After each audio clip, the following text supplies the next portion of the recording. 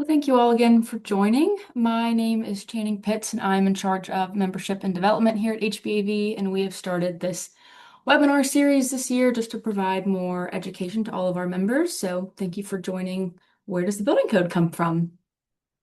Before we get into all of that, I have a few just upcoming announcements for HBAV.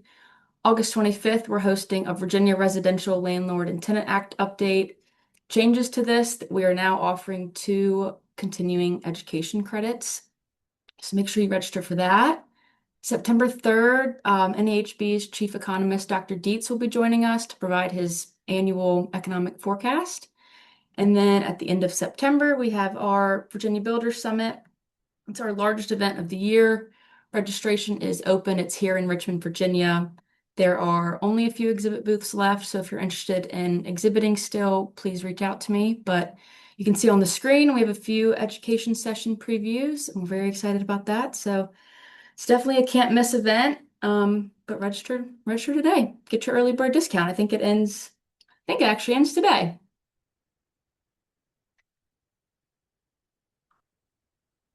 That's all for me, Craig. All right, great. Wanted to make sure you were done. Well, thanks everybody for joining us today. If I haven't met you, my name is Craig Tolson. I'm the CEO of HBAV.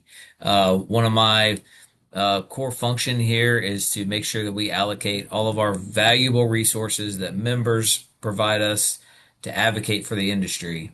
And one of the largest things that we do for the industry is advocate for the building code on the regulatory front. So, uh, we asked members what they wanted us to educate them on this year, and one of the top topics was the building code. How can they get involved with the process? Where does it come from? And so that's what we are doing today. So put it simply, why does HBAV engage in the building code process? Because every single builder, whether you're a single family, multifamily, remodeler, renovator, you're building decks, you're doing restoration, you know you have to deal with the building code and the inspection process. So what happens is our involvement at HBAV makes sure that decisions that are made for Virginia's unique building code specific to Virginia supports our builders and, of course, their customers. We work with codes that enhance quality and safety, but also we've got to play that balanced approach about cost to make sure that people can still afford homes and make sure it's providing value. So that's what we do. We participate in it a lot. It is a lengthy process. It takes years. It takes lots of hours of our time, but we know that it's important to you and to customers and, of course, housing in Virginia. With us today to walk through the process on where it comes from, how you can get involved, how you can advocate for yourself is Andrew Clark on our government affairs team and Kara Alley. We're going to turn it over to them. They're going to walk us through everything, and then we will also have some time at the conclusion for question and answer. And before we have the first question, I know it will be, are these slides going to be available? And yes, these slides will be available to everyone who registered and also on our website. So with that, I believe I'm turning it over to Kara to walk through the presentation today. Thanks, Craig. I think Andrew might actually kick us off with this first slide. All right. Well, after that round of popcorn, good. Thanks for to reiterate Craig's comments. Thanks for everybody for jumping on and your involvement with the association and both with the state and locally. So we'll dive right in, and I hope this slide's pretty self-explanatory. But what is Virginia's building code? The short, we call it the building code. The formal name is the Uniform Statewide Building Code, and effectively what it is the minimum enforceable requirements for the construction of any building or structure, and that also pertains to alterations, repairs, uses, and maintenance. A really key word in that is your minimum requirements. That's the baseline standard that every house has to be built in, or multifamily unit has to be built in Virginia. There are really three kind of defining characteristics, statewide and uniform, as you can tell from the name, which may sound pretty standard, but Virginia, unlike some other states, adopts a code that applies to all localities and it supersedes local building codes and regulations with some exception, which I'll get into in a minute.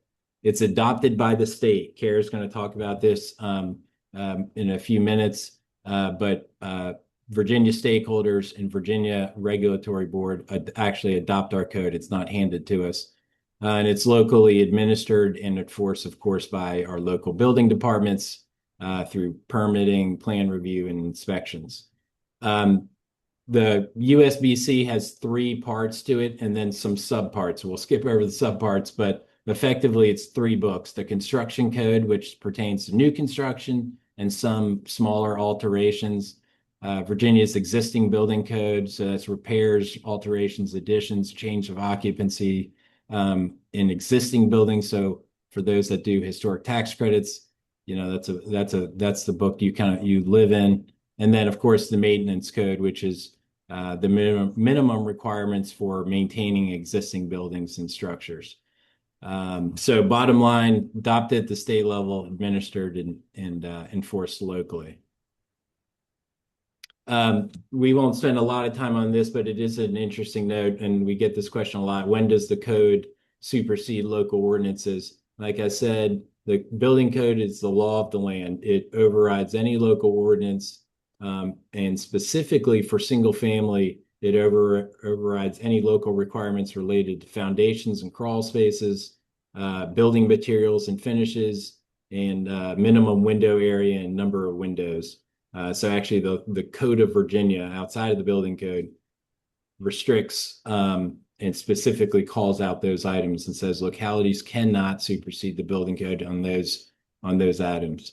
Where the code does not supersede is where you would expect it. Proffered rezoning conditions, certain cluster development and open space requirements, conditions that are tacked on to special use permits, special exceptions, historic districts, and local floodplain regulations. So we get a question a lot of times, hey, why am I being required to do sprinklers in this single family home? In some instances, very occasionally, and a lot of times that's because of proffered conditions through the rezoning process. Why this all matters, and this kind of we probably should have started with this, but I think a lot of the building code right there with environmental regulations is one of the larger cost drivers for our industry. Every decision that goes into the code and every change that gets made has a direct impact on your ability to source materials, your construction cost, the timing of trades, plan reviews and inspections, product availability can slow down construction projects, the performance of the building itself, specifically related to energy efficiency. And then at the end of the day, what we care most about, what we advocate for is the impact on housing affordability. We all know that there's a crisis of rising cost, wages are fairly stagnant, and supply is down. And so we take, like Craig mentioned, a balanced approach. How do we ensure that we're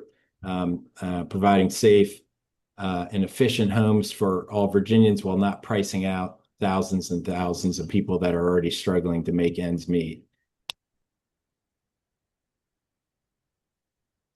And then I'll hand All it right, over to Karen. thanks, Yeah, Andrew. Before we walk through the process step by step, there are a couple of key points I want to highlight here for us. To start, as we've heard before, it's important to understand the scale and complexity of the process. It is a multi-year effort involving both public and private sector stakeholders, thousands of pages of code review, hundreds of work group meetings, and hours of public testimony, all of which we're involved with. So to put that timeline into perspective a bit, Virginia is currently halfway through the 2024 code cycle, while the ICC, which we'll hear about in a minute, is nearing the end of the 2027 code development process right now. So many years, lots of people involved, lots of review involved. But with that complexity, it should not be confused with bureaucracy, right? So while the Board of Housing and Community Development makes the ultimate decision about what gets adopted in Virginia, that consensus is built throughout the process. So we have technical experts that are brought together in work groups to review these code proposals, debate the issues, and help the board make informed technical decisions. That focus on the consensus goes hand in hand with the transparency and public participation aspect of the process. Virginia's development process and the resources the state makes available have actually been recognized nationally for its innovation and the fact that it makes it possible for everyone to participate. Andrew will speak a little bit more on this later, but literally anyone can submit a code proposal for consideration. So we often see proposals submitted by a variety of interest groups, including building code and fire officials, environmental and energy efficiency groups. We have some single issue advocates, and then of course, we submit a handful of them on behalf of the home builders. But all of that brings us to the most important point to understand as part of this process is that while Virginia's building code is ultimately debated, developed, and adopted here in Virginia by Virginia stakeholders, the process does not start in Virginia. So where does that process start? It starts with this group called the International Code Council, or ICC. Before I get into what they do, I'll talk a little bit more about what they are. There's a common misconception that the ICC is a federal government agency. It is not. The ICC is a national nonprofit organization consisting of industry experts who develop a series of model building codes through its own extensive process, of which we will not delve into today. But what you need to know is that every 3 years, the ICC publishes a new edition of these model codes called the I codes. And you'll see a couple examples of the I codes on your screen right there. The I codes cover residential construction, commercial buildings, energy efficiency, plumbing, mechanical systems, existing buildings, and other areas. But these models are just that. They are models that provide technical starting points for states to develop their own building codes. So, for example, here in Virginia, the I codes do not automatically become law, nor is the Commonwealth required to adopt every change made by the ICC. And this distinction is important because this allows Virginia to right-size these model codes for the Commonwealth, carefully evaluating proposed changes against Virginia's unique housing needs, climate, and construction practices. So maintaining this flexibility is something that we work to protect every General Assembly session so we can right-size things for the industry. So at the highest level, think of it this way. The ICC develops the national model codes, and then Virginia takes those codes to decide what Virginia code will actually say. And that Virginia process is where we'll spend most of our time talking about today, because that is also where you, as industry professionals, have the greatest opportunity to participate and influence outcomes. Yeah, and thanks, Karen. You teed it up perfectly in terms of the complexity and the how many moving parts there are. Virginia's process is like a cog in a small piece of it, a small but big piece of it. The ICC, and for folks who are involved in NAHB who do great work advocating for us at the national level, I think Karen may have mentioned they've already started and probably just about near done finishing the 2027 codes. And so there's a lot of moving pieces. It's tough to figure out how to get engaged, which we'll cover momentarily. But so after the diving a little deeper into Kara's slide is looking at how Virginia updates our building code. While it's important to advocate the national level, that's a whole nother beast, and a lot of people are engaged. But the industry here in Virginia, everybody on this call and all of our other members really should focus on this process. And so every time that the ICC updates their model I codes, Virginia's process follows shortly after that. And Virginia's got one of the most efficient, timely processes in the country, and specifically our neighboring states. And so literally right after ICC publishes their codes, staff at the Department of Housing and Community Development start digging through those codes and start getting ready for what we call the code development cycle. And what that consists of, to really shorten it and make it, to oversimplify it, the code process starts, stakeholders from, industry groups, private individuals, stakeholders, single interest groups can submit code changes online. And then a series of study groups and work groups are convened. And these work groups are where a lot of the heavy lifting happens in terms of the content. And then from there, after all that work's done, those study groups ultimately just make a recommendation to adopt or not adopt a certain proposal. And they send that on to the Board of Housing and Community Development, which is the regulatory board, 14 members appointed by the governor, 11 of which are citizen members, and many of which are builders or industry professionals. So again, diving into that one, really the heavy lifting part of this process is the work group and study groups. So every code change that gets submitted in a code cycle has to be heard by either a standing work group, which is kind of like divvied up by code section. So they have the Virginia Residential Code work group. They have the existing building code work group, and then some other kind of work groups focus on fire prevention, energy efficiency. And then occasionally the legislature will say, we want to focus on a specific issue, and they'll stand up a study group or a kind of special work group focused on that topic. So this year we had heating and cooling, single stair buildings, which is an initiative that we championed, and one to look at how we expedite the permitting process. Like Kara mentioned earlier, these work groups are where anybody can show up. We're at every single meeting, talking, testifying, opposing, supporting, offering amendments, working with the stakeholders to understand what they're trying to accomplish, see if we can get there, or just to simply convey we cannot get there. This would have a negative impact on business operations or the cost of housing. The process is consensus driven because, like any negotiation and any process where you're negotiating probably 160 proposals, there's some give and take. And ultimately, all those work groups come together, review those proposals, develop a recommendation, which is, again, forwarded to the Board of Housing and Community Development for them to take action on.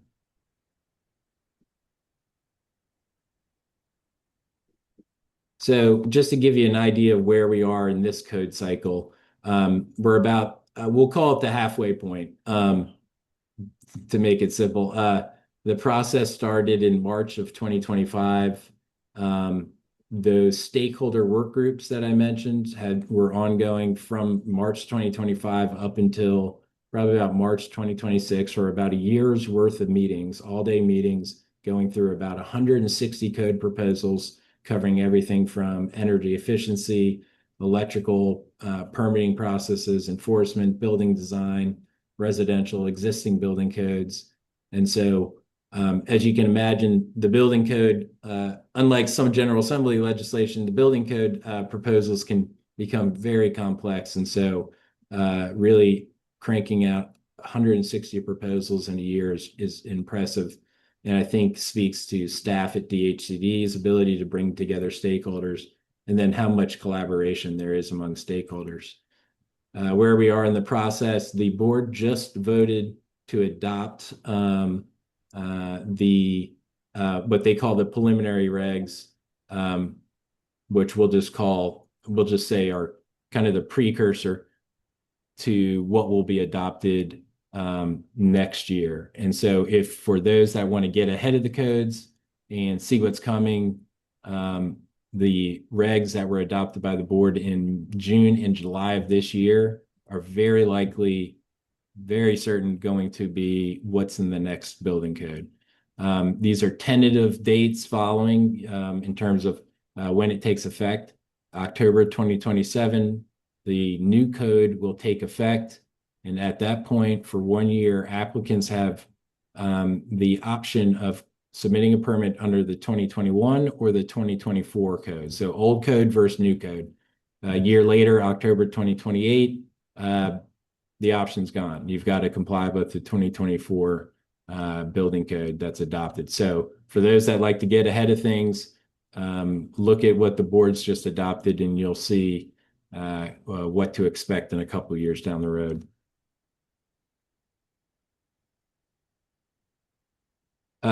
We won't go too much in this. A lot of you have heard this. We just wanted to give you a summary of just some of the proposals that passed, some that failed, and then some of the proposals that we introduced. So the 2024, everyone's excited about this, lowers the ceiling insulation requirements in climate zones 3, 4, and 5. So Virginia's now in 3 climate zones. So there's going to be a reduction in ceiling insulation. We did put forward and passed a proposal to remove the requirement for occupancy sensors, timers, and dimmers, and automatic shutoffs that have been causing people a lot of issues. The other one I'll point out is the requirement for a building official to actually cite the code that they find you deficient in. So if they're doing an inspection, they come out and they fail you, you had to go through a process to get kind of more information about what they failed you on. Some localities do provide that, others weren't. So we said, hey, the building official has to actually write the code section. Surprisingly, that got opposition, but we did get it passed, got it through, along with proposals to allow for 4-story single exit buildings, which is really an infill development incentive. And then we defeated several mandates that you can see on the right. Our favorite, bird-friendly window design requirements. That one is one that everyone gravitates towards even more so than any of the energy things. It's wild, but this is just a little snapshot of what happened this year and what you can expect.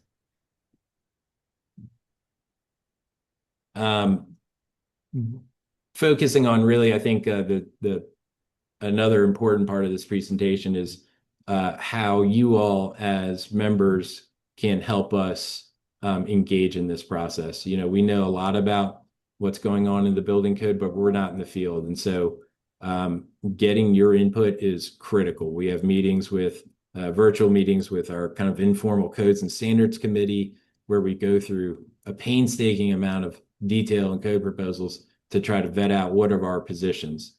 And so I get a question a lot, where do I engage? Do I engage on the ICC level, or when the code cycle opens, or during the work groups? And I want to say that when the code cycle opens, you know, that's when you kind of identify those issues and actually submit proposals. But where we have the maximum amount of leverage and where your value comes in is showing up to the work groups and study groups. That's where you're bringing technical expertise, cost data, your experience in the field,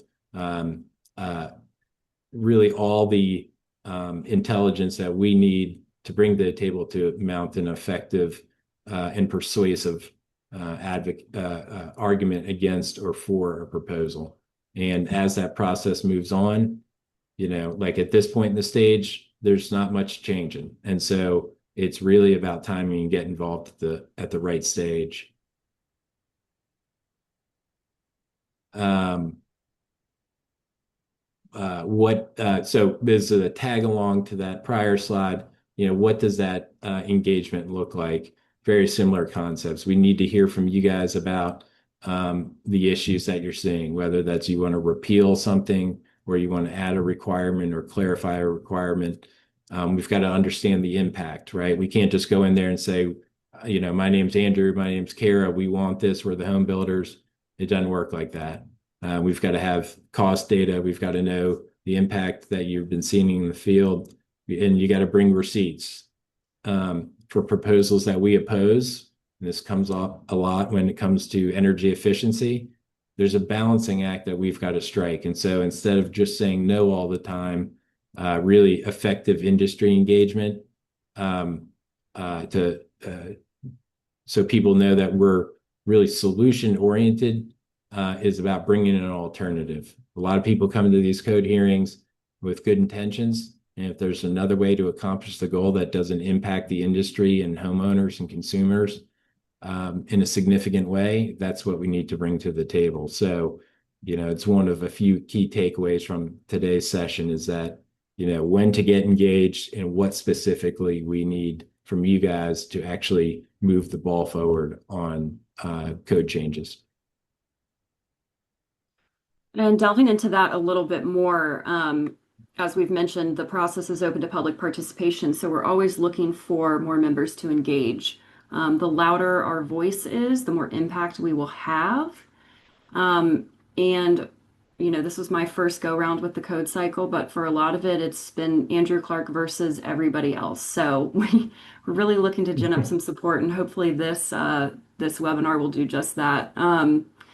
But just delving a little bit more into how you guys can engage as individual members, Andrew spoke about flagging field issues. It is so important for us to know what's going on day to day on a job site, what you guys are facing in the construction world, so we have a better idea and we can speak more clearly and eloquently to the issues that you guys are facing. So that also applies, from the legislative standpoint, but it's important as well for the building code development cycle. He spoke a little bit about providing technical expertise. We really, Andrew and I can only do so much, right? So we really need to expand that grasp of members that we have attending and supporting us. Sharing data is important. Any good policy starts with good data, and the better equipped we are, the easier the arguments are for us to make on the behalf of the industry. And of course, supporting advocacy in everything that we're doing, providing public testimony. We have this brand new website that's hopefully going to help keep people more engaged and up to speed on what we're doing. So if there's ever a question, you can always reach out to us, but there's also these other resources that we're providing. And we will, actually, let me just bump to the next slide. Here's a little bit more of specifically if you want to look at X, Y, and Z, what resource to go to. And after the webinar, we will send this around with links so you guys can click into it and it takes you directly to whatever page or form or document we're referencing to help you get a little bit more involved. Because like I said, the ICC and Virginia have made it very easy for us to get involved. So the more participation we have, the better we do. Yeah. Kara, real quick on these resources, you'll see here, everybody's got their strengths and weaknesses, right? Some people want to generate ideas and submit proposals. Some want to just review them and provide comments. Some want to show up and help fight the good fight in the meetings. There's no wrong way to get involved. So all of these are options. Like Kara mentioned, we'll have links. We are working with the ICC because they are a nonprofit, but they're making, they're making money off of selling a product. ICC codes, Virginia's own regulation is behind a paywall. And so we're working with them to try to open up some access to that to give you all those tools. I will give them a shout out for the information they provide about every year they have a substantive change book, which actually takes each code book, and I thought I had one, but takes each code book and says, hey, here are the top 50 to 60 major changes. That is a great resource. We can send that out to you all. They also dig deep, if you really want to dive into it, the commentary, the ICC commentary. That's where you can actually understand what the proponents were attempting to accomplish. And oftentimes builders will use those and design professionals will use the ICC commentary to either, if there's a dispute with a local building official about the meaning or interpretation, a lot of times we'll refer back to those notes. And then CDP, I'm not sure if we put a fine point out, but that's Virginia, I believe, was the first state to adopt that online system. And that's kind of your repository of all information. So this is a slide, like Kara mentioned, when we send it out with the links. You want to sign up for CDPVA, make sure you're familiar with all these resources on top of DHCD's technical memos. So kind of interpretation issues, some clarifications that you'll find helpful as you guys are working throughout the year.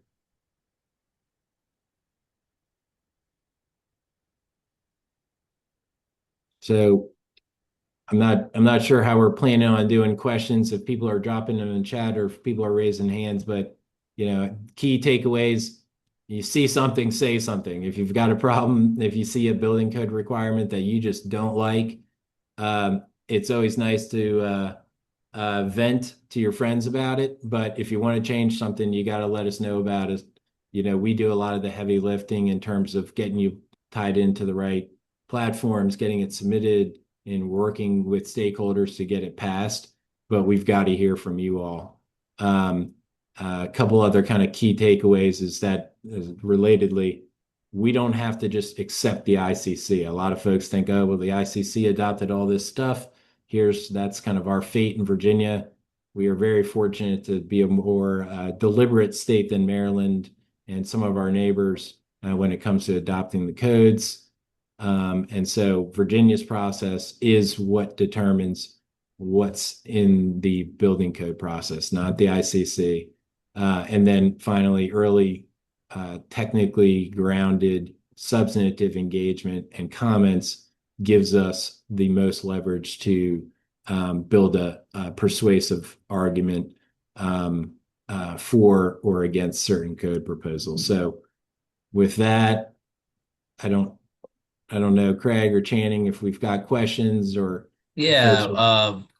well, thank you, Andrew and Kara. I think it was a good overview, and hopefully everybody learned a little bit. But I do see we have one question in the chat. I think it's best if we just do the chat. Looks like we do have a couple hands raised. So let's just start with the one in the chat. Like to know how to best insert views during the code development cycle. Um, Hopefully, Ron, after you typed that question, the presentation answered that. But if you have a follow-up specifically about the work groups or how to insert yourself or get involved with our committee for the code, let us know.